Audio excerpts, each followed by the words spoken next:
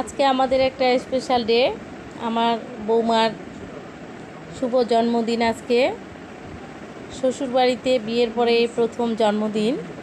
তো জন্মদিন কেক কাটাকাটি করে করব না, সিম্পলভাবে একটু ভালো মন্দ রান্না করে খাওয়াবো।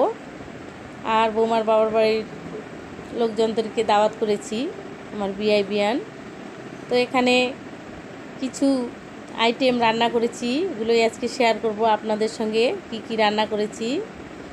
এখানে রান্না করে নিয়েছি মুরগির মাংস ভুনা, সালাড, টমেটো শসার, আর করে নিয়েছি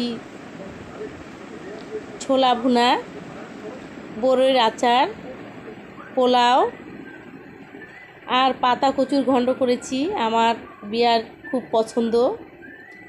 আমার নাতির জন্য মাসকলাই ডাল ঘন করে রান্না করে নিয়েছি। আর নিয়েছি আলু ভাজি করে, গরুর মাংস আলু দিয়ে। সবাই আমার বাসার এই খাবারটা খুব পছন্দ করে। সাদা ভাত। এগুলোই আজকে বৌমাকে আনন্দ দেওয়ার জন্য, ওর পরিবার আমার পরিবার একখানে হয়ে মজা করব।